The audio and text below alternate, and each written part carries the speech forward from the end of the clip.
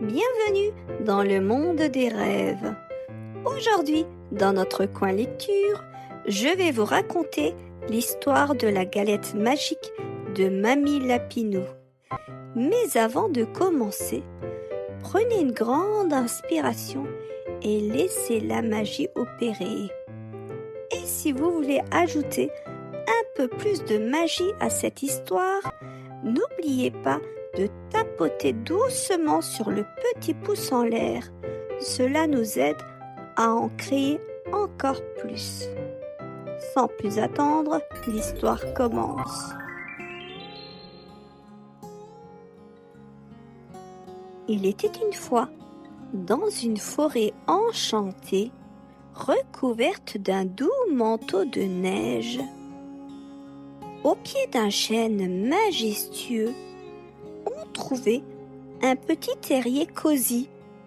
Ce terrier, c'était la maison de Mamie Lapinou, une vieille lapine au pelage argenté, douce et bienveillante.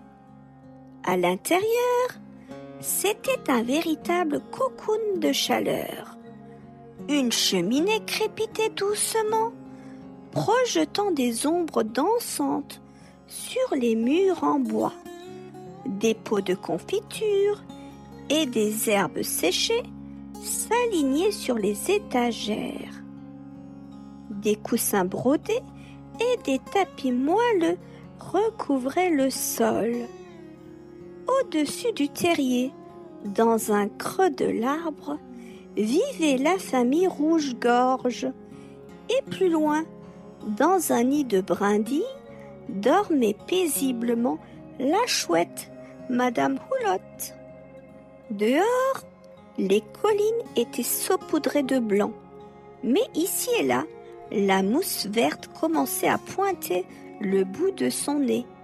Le soleil d'hiver perçait à travers les arbres, projetant de longues ombres dorées sur le sol scintillant. Les petits animaux s'amusaient, chacun de leur côté. Les jeunes hérissons roulaient dans la neige, encore présente. Les castors s'affairaient près de l'étang, glissant sur la glace avec leur queue plate. Les renards, eux, bondissaient à travers les congères, poursuivant des flocons imaginaires. Mais Mamie Lapinou remarqua quelque chose. Autrefois, tous les enfants des bois jouaient ensemble sans se soucier de leurs différences. Aujourd'hui, chacun restait dans son coin. Les lapins avec les lapins, les écureuils avec les écureuils, les hérissons entre eux. Elle soupira doucement en observant la scène depuis la fenêtre. C'est dommage. Avant, tout le monde jouait ensemble. Il n'y avait pas de clan. Elle se rappela de son enfance, les souvenirs d'anciens hivers, où elle courait avec les renardeaux et les petites souris. C'est alors qu'une idée germa dans son esprit. Un doux sourire illumina son visage. Elle quitta la fenêtre et se dirigea d'un pas tranquille vers sa chambre. Sous son lit, caché dans un vieux coffre en bois, elle tira une petite malle qu'elle n'avait pas ouverte depuis très longtemps. Clac!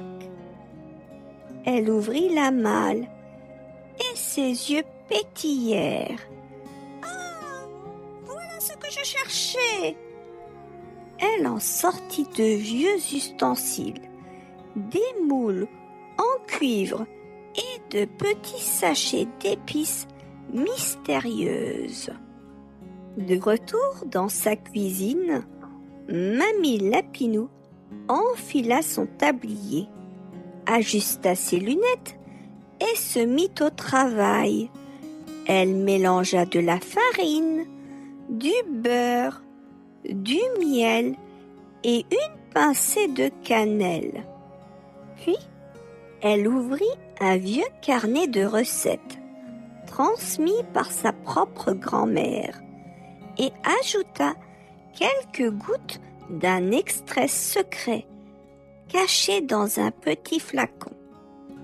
L'arôme qui se dégagea emplissait déjà le terrier. Une odeur douce et sucrée qui réchauffait le cœur. Quand la galette fut placée dans le four, l'odeur s'échappa doucement par la cheminée. L'odeur monta jusqu'au nid des rouges-gorges. Tu sens cette odeur, maman? Gazouilla un des petits oiseaux. Elle glissa par les racines jusqu'au terrier des hérissons. Oh, ça sent bon! S'exclama un jeune hérisson en reniflant l'air. Bientôt, toute la forêt suivait cette délicieuse odeur. Les renards, les écureuils, les souris, les castors, tous se mirent en chemin vers le terrier de Mamie Lapinou.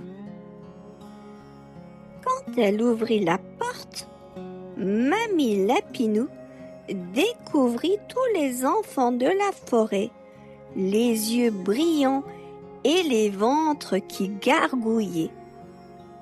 « Entrez donc, mes petits, j'ai préparé quelque chose pour vous tous. » Elle plaça la galette sur une grande table.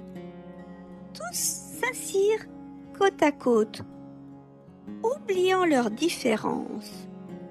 Mamie Lapinou découpa des parts et, surprise, chaque enfant trouva une fève dans sa tranche. « Nous sommes tous rois et reines aujourd'hui !» s'écrièrent-ils en riant. Mamie Lapinou leur donna de jolies couronnes confectionnées avec soin.